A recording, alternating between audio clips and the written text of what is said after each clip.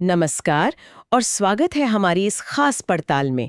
आज हमारे सामने है भूगोल के कुछ बीए स्तर के नोट्स। हाँ, और ये पर्यावरण, भूगोल और आपदा प्रबंधन जैसे अहम विषयों पर हैं। बिल्कुल, ये नोट्स काफी व्यापक हैं, मतलब एक तरह से पूरी किताब का सार ही समझ लीजिए। परिभाषाएं, सिद्धांत, उदाहरण सब कुछ है इसमें। तो हमारा काम है इस जानकारी के सागर में गोता लगाना और जो सबसे जरूरी बातें हैं उन्हें आसानी से समझने की कोशिश करना। सही है, कोशिश करते हैं इसे सरल बनाने की। तो चलिए खोलते हैं इस ज्ञान के पिटारे को, देखते हैं कि पर्यावरण, पारिस्थितिकी और आपदाओं की दुनिया के बारे में ये नोट्स हमें क्या दिलचस्प और जरूरी बातें बताते हैं, खासकर आज के जमाने में। शुरुआत करते हैं सबसे बुनियादी चीज से, पर्यावरण यानी एनवायरनमेंट। हम ये शब्द रोज सुनते हैं, पर इन नोट्स के हिसाब से इसका ठीक ठीक मतलब क्या है? देखिए, ये नोट्स इसे उन सभी बाहरी दशाओं और प्रभावों का योग बताते हैं जो किसी भी जीव या समुदाय के जीवन और विकास पर असर डालते हैं। सूक्ष्मजीव भी, और दूसरे हैं अजैविक घटक, यानी निर्जीव चीजें जैसे हवा, पानी, मिट्टी। बिल्कुल, हवा, पानी, मिट्टी, तापमान, सूरज की रोशनी, ये सब मिलकर ही हमारा पर्यावरण बनाते हैं। अच्छा, तो ये जैविक और अजैविक घटक आपस में कैसे जुड़े हैं? यहीं पर शायद पारिस्थितिकी या इकोलॉजी की बात आती है। बिल्कुल, इकोलॉजी वो विज्ञान है जो इन जैविक और अजैविक घटकों के आपसी संबंधों का अध्ययन करता है। उनके बीच क्या लेन देन है, क्या निर्भरता है। अच्छा। अर्नस्ट हैकल ने शायद 1870 के आसपास ये शब्द दिया था। ये समझने में मदद करता है कि जीव अपने माहौल में कैसे फिट होते हैं, कैसे रहते हैं। और इसी इकोलॉजी से जुड़ा है पारितंत्र यानी इकोसिस्टम का कॉन्सेप्ट, जिसे एजी टैंसले ने 1935 में दिया। नोट्स इसे प्रकृति की एक कार्यात्मक इकाई कह रहे हैं, फंक्शनल यूनिट। ये थोड़ा समझाएंगे? कार्यात्मक इकाई मतलब एक ऐसा सिस्टम जहां ये जैविक और अजैविक घटक मिलकर एक पूरी व्यवस्था बनाते हैं और काम करते हैं। काम करते हैं कैसे? जैसे उसमें ऊर्जा का प्रवाह होता है, एक से दूसरे जीव तक पोषक तत्वों का चक्र चलता रहता है, मिट्टी से पौधे में, पौधे से जानवर में, फिर वापस मिट्टी में। अच्छा, जैसे कोई तालाब? बिल्कुल सही उदाहरण है। तालाब में पानी है, अजैविक, उसमें पौधे हैं, उत्पादक, मछलियां हैं, उपभोक्ता, बैक्टीरिया हैं, अपघटक। ये सब मिलकर एक क्रियाशील इकाई बनाते हैं। जंगल, घास का मैदान, यहां तक कि एक छोटा सा एक्वेरियम भी, वो भी एक पारितंत्र है। आपने उत्पादक, उपभोक्ता, अपघटक की बात की। नोट्स में ऊर्जा प्रवाह, एनर्जी फ्लो और 10% नियम का भी जिक्र है। ये थोड़ा सुनने में अजीब लगता है, सिर्फ 10%? हाँ, ये लिंटमैन का दिया हुआ एक बहुत महत्वपूर्ण सिद्धांत है। इसका मतलब है कि जब ऊर्जा एक पोषण स्तर से, मतलब ट्रॉफिक लेवल से अगले स्तर पर जाती है, जैसे पौधे से खरगोश तक? हाँ, या खरगोश से लोमड़ी तक, तो हर कदम पर लगभग 90% ऊर्जा या तो गर्मी के रूप में उड़ जाती है या फिर उस जीव की अपनी जिंदगी की क्रियाओं में खर्च हो जाती है। ओह, तो सिर्फ 10% ही आगे जाती है? लगभग 10% ऊर्जा ही अगले स्तर के जीव के शरीर का हिस्सा बन पाती है, उसके मांस में स्टोर होती है। अच्छा, तो इसका मतलब ये हुआ कि किसी भी पारिस्थितिक तंत्र में सबसे ज्यादा ऊर्जा उत्पादकों मतलब पौधों के पास होती है। और जैसे जैसे हम भोजन श्रृंखला फूड चेन में ऊपर जाते हैं, ऊर्जा की मात्रा बहुत तेजी से कम होती जाती है। बिल्कुल सही, और यही चीज हमें पारिस्थितिक पिरामिड, इकोलॉजिकल पिरामिड के रूप में दिखती है। पिरामिड? हाँ, चाहे वो जीवों की संख्या का पिरामिड हो या उनके कुल वजन यानी बायोमास का, या फिर ऊर्जा का। आमतौर पर उसका आधार चौड़ा होता है क्योंकि उत्पादक ज्यादा होते हैं, और चोटी संकरी? हाँ, क्योंकि सबसे ऊपर के उपभोक्ता बहुत कम होते हैं। ये 10% का नियम हमें पारिस्थितिकी की एक बुनियादी सीमा दिखाता है, और ये भी कि वो कितना नाजुक है। नाजुक? इसी नाजुकता और सीमा को देखते हुए शायद जैव विविधता यानी बायोडाइवर्सिटी का महत्व और भी बढ़ जाता है। नोट्स में इस पे काफी जोर दिया गया है। निश्चित रूप से, जैव विविधता का सीधा सा मतलब है पृथ्वी पर पाए जाने वाले जीवन के सभी रूप, मतलब पौधे, जानवरों, फफूंद, सूक्ष्म जीवों, सब में जो वैरायटी है। अच्छा। नोट्स बताते हैं कि इसे हम 3 लेवल पर देख सकते हैं। पहला है आनुवांशिक विविधता, जेनेटिक डाइवर्सिटी, मतलब एक ही जाति के अंदर का फर्क। जैसे हम इंसानों में? हाँ, या जैसे चावल की हजारों किस्में। दूसरा है प्रजातीय विविधता, स्पीसीज डाइवर्सिटी, यानी किसी एक इलाके में कितनी अलग अलग तरह की प्रजातियां हैं। और तीसरा? तीसरा है पारितंत्रीय विविधता, इकोसिस्टम डाइवर्सिटी, मतलब दुनिया में कितने अलग अलग तरह के पारितंत्र मौजूद हैं। जंगल, पहाड़, रेगिस्तान, नदियां, समुद्र, मैंग्रोव, ये सब। और ये इतनी सारी विविधता जरूरी क्यों है? मतलब सिर्फ देखने में अच्छा लगता है इसलिए, या इसका कोई गहरा मतलब भी है? नहीं, इसका बहुत गहरा पारिस्थितिक, आर्थिक और सामाजिक महत्व है। नोट्स के अनुसार जिस पारितंत्र में जितनी ज्यादा विविधता होती है वो उतना ही ज्यादा स्थिर होता है। स्थिर मतलब? मतलब वो किसी भी बदलाव को, जैसे कोई बीमारी आ गई या मौसम बदला, उसे बेहतर झेल पाता है। और सोचिए, हमारा भोजन, दवाइयाँ, कपड़े, लकड़ी, कितनी सारी चीजें हमें इसी जैव विविधता से मिलती हैं। हाँ, ये तो है। परागण, जिसके बिना फसलें नहीं उग सकती, मिट्टी का बनना, पानी का साफ होना, ये सारी जरूरी सेवाएं भी इसी पर निर्भर हैं। लेकिन आज ये खतरे में है। किन वजहों से? नोट्स में वनों की कटाई, प्रदूषण, जलवायु परिवर्तन, इन सब का जिक्र है। हाँ, मुख्य कारण यही है। जंगल कट रहे हैं तो जानवरों के घर उजड़ रहे हैं, प्रदूषण से पानी और हवा खराब हो रही है, जलवायु परिवर्तन से पूरा पैटर्न बदल रहा है। इन सब से प्रजातियां तेजी से खत्म हो रही हैं। तो इसे बचाने के क्या तरीके हैं? नोट्स में इन सीटू और एक्स सीटू का जिक्र है, ये क्या है? हाँ, इन सीटू का मतलब है जीवों को उनके प्राकृतिक घर में ही बचाना। जैसे नेशनल पार्क या सैंक्चुरी बनाना। बिल्कुल, national park, wild life sanctuary, biosphere reserve, ये सब इन सीटू संरक्षण है। और एक्स सीटू का मतलब है उन्हें उनके प्राकृतिक घर से बाहर ले जाकर सुरक्षित रखना। जैसे चिड़ियाघर? हाँ, चिड़ियाघर, बोटैनिकल गार्डन या फिर जीन बैंक और सीड बैंक, जहां उनके बीज या जेनेटिक मटेरियल को संभाल कर रखा जाता है। दोनों ही तरीके जरूरी हैं क्योंकि खतरा बहुत बड़ा है। ये सब सुनकर लगता है कि हम एक तरह का संतुलन बनाने की कोशिश कर रहे हैं, प्रकृति की जरूरतों और इंसानी विकास की जरूरतों के बीच। यहीं पर सतत विकास या सस्टेनेबल डेवलपमेंट की बात आती है ना? बिल्कुल। 1987 की ब्रंटलैंड रिपोर्ट, जिसका नाम था आर कॉमन फ्यूचर, उसने इसे काफी लोकप्रिय बनाया। सतत विकास का मूल विचार यही है कि हम आज अपनी जरूरतें इस तरह पूरी करें कि आने वाली पीढ़ियों को अपनी जरूरतें पूरी करने में कोई दिक्कत ना हो, पर्यावरण को नुकसान न पहुंचाए। दूसरा, आर्थिक व्यवहार्यता, यानी विकास ऐसा हो जो आर्थिक रूप से चल सके, टिकाऊ हो। और तीसरा? तीसरा है सामाजिक समानता, मतलब विकास का फायदा समाज के सभी वर्गों तक पहुंचे, खासकर गरीबों और वंचितों तक, कोई पीछे ना छूटे। अच्छा। इसके पीछे सिद्धांत क्या है? संसाधनों का सोच समझकर इस्तेमाल करना, पर्यावरण को बचाना, गरीबी मिटाना, सामाजिक न्याय लाना और सबकी भागीदारी सुनिश्चित करना। ये एक बहुत ही आप कह सकते हैं महत्वाकांक्षी लक्ष्य है, एक संतुलन साधने की कला है। लेकिन ये संतुलन साधना कितना मुश्किल है, ये तब साफ दिखता है जब हम उन पर्यावरणीय समस्याओं को देखते हैं जिनका जिक्र इन नोट्स में है। वनों की कटाई, मिट्टी का कटाव, प्रदूषण, ये तो सीधे सीधे उस संतुलन को बिगाड़ रही हैं। सही कहा। नोट्स में कई गंभीर समस्याओं का जिक्र है, जैसे वनों की कटाई, हाँ, डिफॉरेस्टेशन, जिसका सीधा असर बारिश के पैटर्न पे पड़ता है।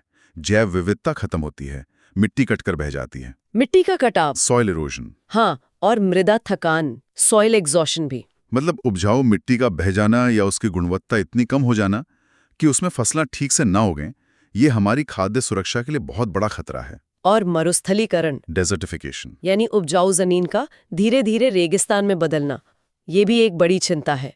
फिर शहरों में देखिए, वायु और जल प्रदूषण, गाड़ियों और फैक्ट्रियों के धुएं से, नदियों में गंदे नाले गिरने से। बिल्कुल। और एक और बड़ी समस्या है ठोस अपशिष्ट, मतलब सॉलिड वेस्ट। हाँ, खासकर प्लास्टिक कचरा।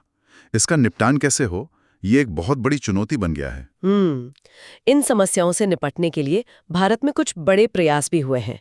नोट्स में गंगा एक्शन प्लान गैप और प्रोजेक्ट टाइगर का जिक्र है। इनके बारे में क्या जानकारी है? देखिए, गंगा एक्शन प्लान 1986 में शुरू हुआ था। मुख्य उद्देश्य था गंगा नदी को प्रदूषण से मुक्त करना, खासकर जो शहरों का सीवेज और फैक्ट्रियों का गंदा पानी उसमें गिरता है, उसे रोकना।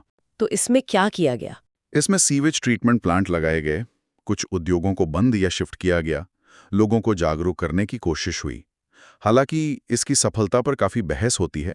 कहा जाता है कि ये उतना सफल नहीं रहा जितना सोचा गया था, लेकिन ये एक जरूरी पहल थी उस दिशा में। और प्रोजेक्ट टाइगर? प्रोजेक्ट टाइगर जो 1973 में शुरू हुआ, वो बाघों और उनके रहने की जगहों को बचाने में काफी हद तक सफल माना जाता है। अच्छा। हाँ, नोट्स बताते हैं कि जब ये शुरू हुआ था तब सिर्फ 9 टाइगर रिजर्व थे। आज 50 से भी ज्यादा हैं और बाघों की संख्या भी काफी बड़ी है। ये एक सफल संरक्षण कहानी मानी जाती है। लेकिन नोट्स में टिहरी और नर्मदा घाटी जैसी परियोजनाओं का भी जिक्र है। ये तो काफी विवादास्पद रही। हाँ, ये बड़ी बहुउद्देश्य परियोजनाएं थीं। बिजली बनाने, सिंचाई के लिए पानी देने जैसे बड़े लक्ष्य थे इनके। लेकिन इनके कारण बहुत बड़े पैमाने पर लोगों को अपनी जगह छोड़नी पड़ी। हजारों हेक्टेयर जंगल पानी में डूब गए और पर्यावरण पर भी काफी गंभीर असर पड़ा। तो इनसे वो विकास बनाम पर्यावरण वाली बहस तेज हो गई। बिल्कुल। इन परियोजनाओं ने ये सवाल खड़ा किया कि विकास की आखिर क्या कीमत होनी चाहिए। क्या बड़े बांध हमेशा सही समाधान होते हैं? ये दिखाते हैं कि विकास और पर्यावरण संरक्षण के बीच संतुलन साधना कितना जटिल और अक्सर विवादास्पद हो सकता है। इसी संदर्भ में नोट्स में भारत के पारंपरिक ज्ञान, ट्रेडिशनल नॉलेज की बात भी है। ये कैसे प्रासंगिक है आज? ये बहुत दिलचस्प पहलू है। नोट्स बताते हैं कि भारत में प्रकृति के साथ तालमेल बिठाकर जीने की एक बहुत पुरानी और गहरी परंपरा रही है। जैसे पेड़ों की पूजा करना? हाँ, पीपल, बरगद, तुलसी, नीम, इनकी पूजा होती थी। नदियों को माँ माना जाता था, जैसे गंगा माँ। ये सिर्फ धार्मिक मान्यताएं नहीं थी, इनके पीछे असल में संरक्षण का, बचाव का एक गहरा भाव छिपा था। वास्तुशास्त्र को ही देख लीजिए, उसमें भी हवा, रोशनी, दिशाओं का कैसा संतुलन रखा जाता है। वो भी प्रकृति के साथ सामंजस्य का ही एक रूप है। और आपदाओं से निपटने के पारंपरिक तरीके भी थे। बिल्कुल थे। जैसे बाढ़ वाले इलाकों में लोग ऊंचे चबूतरे पर घर बनाते थे या बांस के मचान पर। रेगिस्तानी इलाकों में पानी बचाने के लिए बावड़ियां बनाते थे, टांके, कुंड बनाते थे। अच्छा।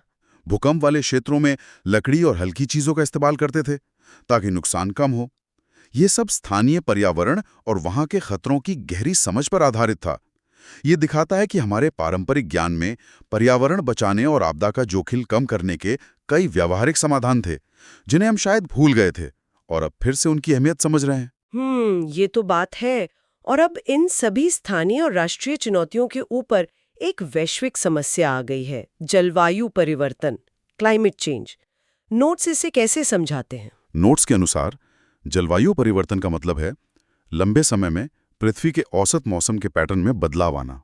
लंबे समय में मतलब दसियों या सैकड़ों सालों के दौरान, जैसे औसत तापमान का बढ़ना, बारिश के तरीके बदलना, बर्फ का पिघलना। और इसका मुख्य कारण मानवीय गतिविधियां हैं, खासकर कोयला, तेल और गैस जैसे जीवाश्म ईंधनों का बेतहाशा इस्तेमाल, जिससे ग्रीन हाउस गैसें निकलती हैं। कार्बन डाइऑक्साइड, मीथेन वगैरह। हाँ, CO2, methane, CH4, nitrous oxide, N2O। ये गैसें वायुमंडल में जाकर एक कंबल जैसा बना लेती हैं।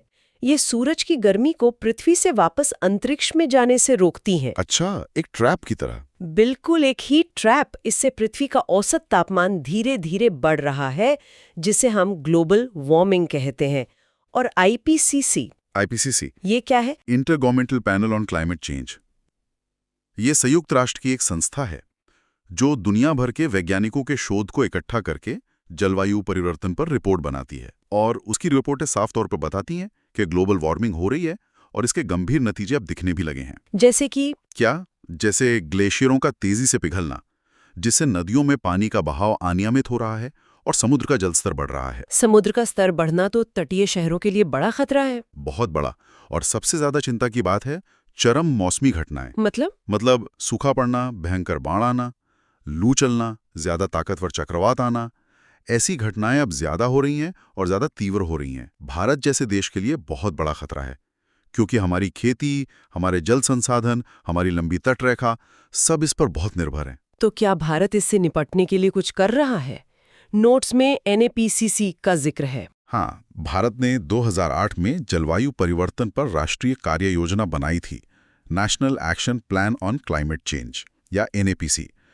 इसके तहत 8 राष्ट्रीय मिशन हैं जो अलग अलग क्षेत्रों पर ध्यान देते हैं। 8 मिशन जैसे सौर ऊर्जा को बढ़ावा देने के लिए राष्ट्रीय सौर मिशन, ऊर्जा का बेहतर इस्तेमाल करने के लिए ऊर्जा दक्षता मिशन, जल संरक्षण के लिए राष्ट्रीय जल मिशन, जंगल बढ़ाने के लिए हरित भारत मिशन, खेती को टिकाऊ बनाने के लिए सतत कृषि मिशन और भी हैं। ये दिखाता है कि भारत इस चुनौती को गंभीरता से ले रहा है और कई मोर्चों पर काम कर रहा है। आपने कहा कि जलवायु परिवर्तन चरम मौसमी घटनाओं को बढ़ा रहा है, यानी आपदाओं को। तो आपदा क्या है और आपदा प्रबंधन कैसे काम करता है? नोट्स के मुताबिक आपदा कोई भी ऐसी अचानक होने वाली घटना है, चाहे वो प्राकृतिक हो या इंसान की बनाई हुई, जो इतने बड़े पैमाने पर जान माल का नुकसान करती है कि प्रभावित समुदाय या समाज उससे अपने आप निपट नहीं पाता। उसे बाहरी मदद की जरूरत पड़ती है। प्राकृतिक आपदाएं तो हम जानते हैं, बाढ़, सूखा, भूकंप। हाँ, बाढ़, सूखा, भूकंप, चक्रवात, सुनामी, भूस्खलन, ये सब प्राकृतिक हैं।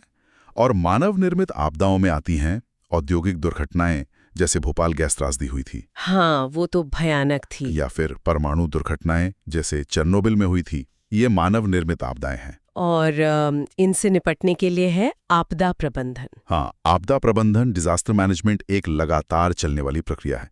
इसमें कुछ मुख्य बातें समझनी जरूरी होती हैं। पहला, खतरा क्या है, मतलब कौन सी आपदा आ सकती है। दूसरा, जोखिम कितना है, यानी उसके आने की कितनी संभावना है और कितना नुकसान हो सकता है। और तीसरा, समुदाय कितना संवेदनशील है, वल्नरेबल है, मतलब वो आपदा का सामना करने के लिए कितना तैयार है या कितना कमजोर है। अच्छा, और इसका कोई चक्र होता है? हाँ, इसका एक चक्र होता है जिसमें कई चरण होते हैं। पहला, तैयारी, प्रिपेयर्डनेस। आपदा आने से पहले योजना बनाना, चेतावनी प्रणाली, वार्निंग सिस्टम बनाना, लोगों को ट्रेनिंग देना, मॉक ड्रिल करना। जैसे भूकंप आए तो क्या करें? हाँ, बिल्कुल। दूसरा, प्रतिक्रिया, रिस्पॉन्स। जब आपदा आ जाती है तो तुरंत बचाव कार्य करना, लोगों को सुरक्षित निकालना, जरूरी मदद पहुंचाना। तीसरा, राहत और पुनर्वास। प्रभावित लोगों को खाना, पानी, दवाइयाँ, रहने की जगह देना, फिर धीरे धीरे उनके जीवन को वापस पटरी पर लाने में मदद करना। और चौथा, पुनर्निर्माण। जो घर, सड़कें, पुल टूट गए हैं, उन्हें फिर से बनाना। लेकिन कोशिश ये होती है कि अब उन्हें पहले से बेहतर और ज्यादा सुरक्षित बनाया जाए, जिसे कहते हैं बिल्ड बैक बेटर। अच्छा। और फिर आता है सबसे महत्वपूर्ण चरण 5, निवारण और न्यूनीकरण, प्रिवेंशन एंड मिटिगेशन। यानी ऐसे कदम उठाना जिससे भविष्य में या तो आपदा आए ही नहीं, या आए तो उसका असर कम से कम हो। जैसे बाढ़ रोकने के लिए तटबंध बनाना या भूकंपरोधी इमारतें बनाना। ये चक्र चलता रहता है। भारत में इसके लिए कोई खास व्यवस्था है? हाँ, 2005 में आपदा प्रबंधन अधिनियम, डिजास्टर मैनेजमेंट एक्ट बना था। इसके तहत राष्ट्रीय स्तर पर प्रधानमंत्री की अध्यक्षता में NDMA, national disaster management authority. अच्छा, एनडीएमए। फिर राज्य स्तर पर मुख्यमंत्री की अध्यक्षता में SDMA, state disaster management authority. और जिला स्तर पर कलेक्टर की अध्यक्षता में DDMA, district disaster management authority हैं। और तुरंत कार्रवाई के लिए विशेष प्रशिक्षित बल है NDRF, national disaster response force. तो एक पूरा संस्थागत ढांचा तैयार किया गया है। नोट्स में कुछ व्यावहारिक सुझाव भी दिए गए हैं, क्या करें और क्या न करें, डूज एंड डोंट्स। ये तो काफी उपयोगी लगते हैं। हाँ, ये बहुत जरूरी जानकारी है जो हर किसी को पता होनी चाहिए। जैसे भूकंप के समय फौरन किसी खुली जगह पर जाएं। अगर बाहर नहीं निकल सकते तो किसी मजबूत टेबल के नीचे छिप जाएं। लिफ्ट का इस्तेमाल बिल्कुल ना करें। और बाढ़ के समय किसी ऊंचे स्थान पर चले जाएं। घर की बिजली का मेन स्विच बंद कर दें। अफवाहों पर ध्यान न दें, सिर्फ सरकारी सूचना पर भरोसा करें। और अगर कोई रासायनिक आपदा हो तो तुरंत मास्क पहनें या कम से कम गीले कपड़े से अपनी नाक और मुंह ढक लें। हवा जिस दिशा से आ रही है उसकी उल्टी दिशा में जाने की कोशिश करें। कोई भी खुला खाना या पानी ना पिएं, क्योंकि वो दूषित हो सकता है। ये छोटी छोटी सावधानियां जान बचा सकती हैं। तो आज हमने इन नोट्स के जरिए पर्यावरण, भूगोल और आपदा प्रबंधन की एक काफ़ी विस्तृत यात्रा की है। हमने समझा कि कैसे पर्यावरण के जो बुनियादी सिद्धांत हैं, ऊर्जा प्रवाह, पारिस्थितिक संतुलन, जैव विविधता, ये हमारे अस्तित्व के लिए कितने ज़रूरी हैं। हाँ, और हमने ये भी देखा कि कैसे मानवीय गतिविधियां, विकास की दौड़ और अब ये जो जलवायु परिवर्तन का बड़ा संकट है, ये सब कैसे इन नाजुक संतुलनों को बिगाड़ रहे हैं। बिल्कुल, इससे न केवल पर्यावरण को नुकसान हो रहा है, बल्कि आपदाओं का खतरा भी बढ़ता जा रहा है। और भारत जैसे देश में पारंपरिक ज्ञान और आधुनिक विज्ञान के बीच का जो एक रिश्ता है या कभी-कभी तनाव है, वो भी सामने आता है। सब कुछ जुड़ा हुआ है। ये सब एक दूसरे से कितनी गहराई से जुड़ा है। जाते जाते एक सवाल मन में आता है, जो इन नोट्स को पढ़कर और गहरा होता है। हमने पारंपरिक ज्ञान की बात की, जिसमें प्रकृति के साथ संतुलन और स्थानीय परिस्थितियों के अनुसार ढलने की एक अद्भुत समझ थी। और हमने आधुनिक विज्ञान और आपदा प्रबंधन के संगठित तकनीकी तरीकों को भी देखा। हाँ। सोचिए, क्या आज की जो ये जटिल पर्यावरणीय और आपदा की चुनौतियां हैं, इनका सामना करने के लिए हमें इन दोनों के बीच एक बेहतर पुल बनाने की जरूरत है? क्या सिर्फ आधुनिक तकनीक काफी है, या सिर्फ पारंपरिक ज्ञान से काम चल जाएगा? ये एक बड़ा सवाल है। या फिर असली समाधान इन दोनों के एक सोचे समझे सम्मानजनक मिश्रण में छिपा है, जहां सदियों का अनुभव और आज का विज्ञान मिलकर शायद ज्यादा टिकाऊ, ज्यादा न्यायसंगत और ज्यादा असरदार रास्ते बना सके? इस पर विचार जरूर कीजिएगा।